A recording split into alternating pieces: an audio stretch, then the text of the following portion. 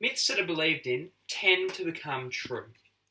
So said George Orwell, intellectual, Spanish Civil War combatant, novelist, and perhaps prophet of modern education. Because what George Orwell says here sadly resonates with what we see in our attitude and practice towards gifted students. Certainly, he's not saying that if we believe in a Pegasus, one day we'll find a winged horse loitering in our front yard. Rather, he's pointing out the nasty tendency of bad beliefs to become a self-fulfilling prophecy. Certainly, we see that in education. As teachers, what we believe shapes our practice shapes our context, and our context shapes our beliefs. For this reason, it's like an echo chamber. Except that unlike in an echo chamber, where sounds grow fainter and fainter, dangerous myths in education tend to become stronger and stronger. Indeed, as George Orwell says, myths that are believed in tend to become true. Well, in the next 20 minutes, we're going to look at 3 such myths. The first is this: all students are gifted. The second, gifted students are all the same. And the third, accelerated gifted students are poorly socially adjusted. How are we going to approach each myth? We're going to ask 3 questions. Firstly, why do we believe this myth? And here we'll think about how and why the myth emerged. Secondly, we'll ask how do we fight this myth? And here I'll try to do what any good mythbuster does. I'm going to try and provide you with facts. And finally, we're going to ask why must we fight this myth? And here I'll talk about the detrimental effect these beliefs have on students, and I'll talk about how refusing to fight them doesn't just allow them to survive, it also fashions reality in its own image and changes the reality of how we educate, hence becoming true. We must resist them. We must somehow fight them. Myth number 1. All students are gifted. Perhaps you've heard it, perhaps you've thought it, perhaps you've said it. The good news is, if you have, it's probably because you're a decent human being who wants to include people who tend to be excluded. But unfortunately, if we're using the DMGT model, which this school uses, it just doesn't make sense. This is the model that we use at the school, and its big strength is, to borrow the words of Gagne, the delineation between gifts and talents, which is a particular case of the general distinction between aptitude and achievement. But for our purposes, the key strength that I want to point out is that the model exposes the ridiculousness of saying that all are gifted. To say that 100% of students sit in the top 10% of the talent domain is like something out of a Lewis Carroll novel. It's nonsense. As Porter says, it's akin to claiming that everyone is 6 feet tall and those who aren't are either being stubborn about it or have been measured wrongly. Why do we believe this myth? I think there's at least 3 reasons. Reason number 1. Some literature has expanded our conceptualization of giftedness out too far, right? It's broadened it out so far that everyone fits under one category or another. Take, for example, Gardner's model of multiple intelligences. Gardner suggests that the amount of areas in which someone could be gifted is essentially endless. And at this point, it's easy to start to think, even if Gardner himself says not to take his research in this direction, it's easy for us to think, well, if the categories are limitless and the human population is limited, then therefore I'm sure we can find a category of giftedness that everyone fits into.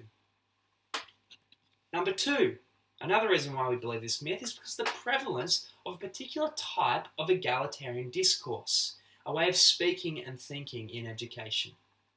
Milka Gross has shown that there's this persistent equation of gifted education where we think gifted education equals elitism in Australia. And if there's one thing that a nation built on the back of convicts despises, it's elitism. And reason number 3 is this: it's convenient. It's convenient. This is perhaps the most uncomfortable, but this is a reality of it. It's convenient for us to say that all students are gifted because it means what we're really saying is no students are gifted. And that makes our job a little bit simpler. Does this resonate with you? This candid response from pre-service teachers after completing a course in gifted education, I know it resonated with me a bit. How am I supposed to be able to prepare advanced lessons for the bright children in my class along with the required content, and also meet the needs of the kids who are left behind, the kids who are behind. And we think it's too much work, we feel like it's too much work, and unfortunately fixing the work-life balance of teachers is beyond the scope of this presentation, but it's important for us to really honestly trace back these myths to their source, or we'll never be able to unravel them. Well, question number 2 then is, how do we fight this myth?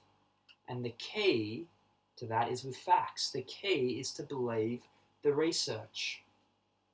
Now, Ho draws on a number of sources, a number of studies to build a profile of gifted students. And they're presented as precocious. They're perceptively sensitive. They have high concentration. They're curious. They have superior memory. They learn rapidly. They think flexibly. Let's focus in on one subject area here. Let's talk maths.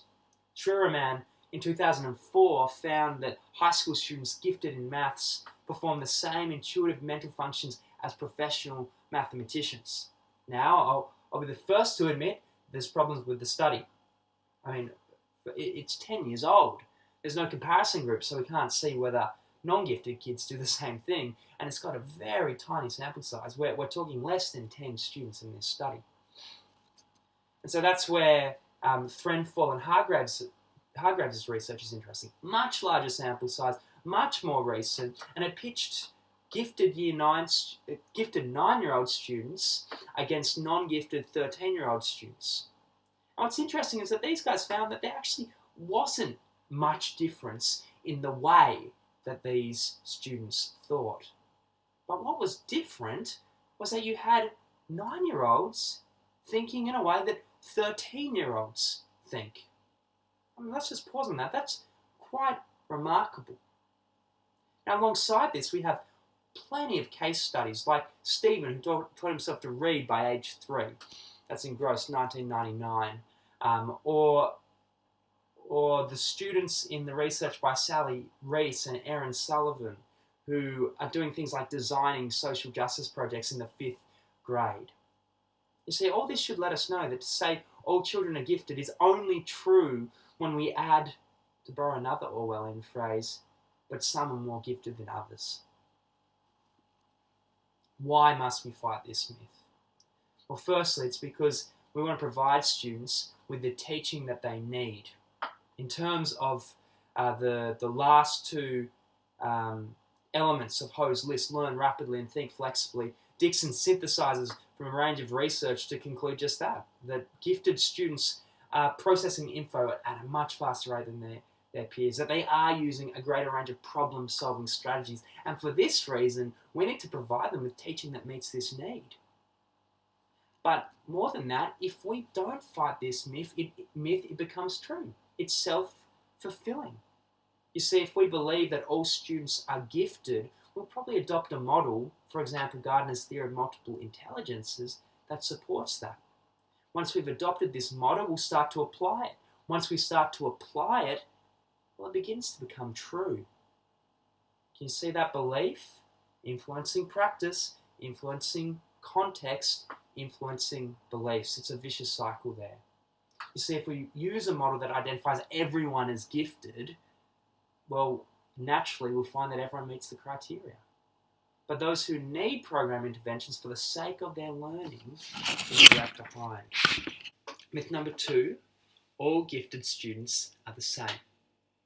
Now, unfortunately, there's plenty of people out there who accept that not everyone is gifted, but that those who are basically one big homogenous community. Oh yes, you might say some read Twilight, and some do dirt biking, and some support the Parramatta Eels. But in the end, whatever diversity you see is just going on at the level of personality. It's not substantial. It's not educationally significant. As we're going to see, this is a myth. First question, why do we believe it? Well, a huge part of it is because we have a single idea of a gifted student in our head. Check this out from Berman, Schultz, and Weber again. Here's the responses to a question posed to pre-service teachers before they did a course in gifted ed. They asked, what do you think would be the best part of working with G&T, gifted and talented learners? And the responders answered And they gathered their answers under these headings. The respondents said things like this: they do the work assigned without causing trouble. They're motivated to learn. They would be easy to work with because they are smart. So a whopping 53 of 55 participants surveyed, well, you can guess the type of gifted student that they have in mind. 53 of the 55 are probably thinking of Lisa Simpson, right? How do we fight this myth? Once again, it's facts. What we need to begin with is by recognising, as Robinson tells us, that there is no more varied group of young people than the diverse group known as gifted children and adolescents. In general, Rees and Renzulli show that there can be remarkable diversity in at least, they point out, 6 areas: abilities and aptitude, achievement, academic background, culture and identity, effort and motivation, interests, learning styles, and creative opportunities. But we can add one to this, and this is the one that I want to focus on. It's this: twice exceptional learners. Students who are gifted and have some type of academic disability. Just from a conceptual position, it would be bizarre to say that having a disability distinguishes you from others in the general community, but not in the gifted community. Now, just in case it doesn't go without saying, it really is possible to be gifted and have a disability. In fact, it really is possible to be gifted and have a learning disability. Now, I'll admit it, I've got the study on the screen there. This is not the conclusion of Asseline, Nickman, and Whiteman's study. It's the premise, but they still support it.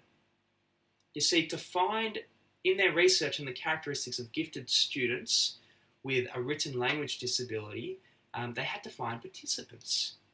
And so what they did was they first identified the presence of a learning disability using a discrepancy model to find areas of significant weakness, significant areas of low achievement.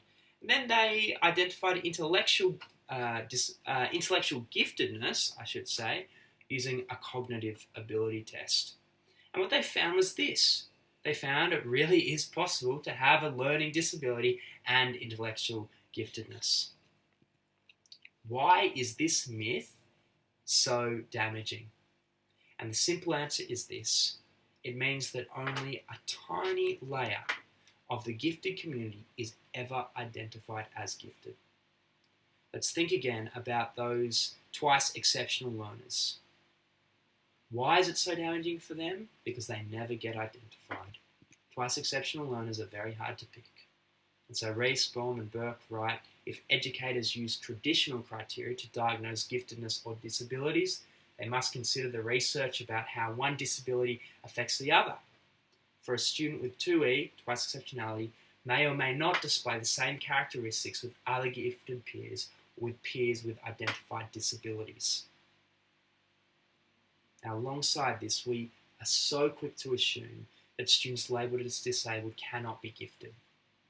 Bianco and Leach show that in their study, when that tag of learning disability or emotional behavioural disorder were attached to different profiles, different written profiles of students, teachers were less willing to refer those students to a gifted service.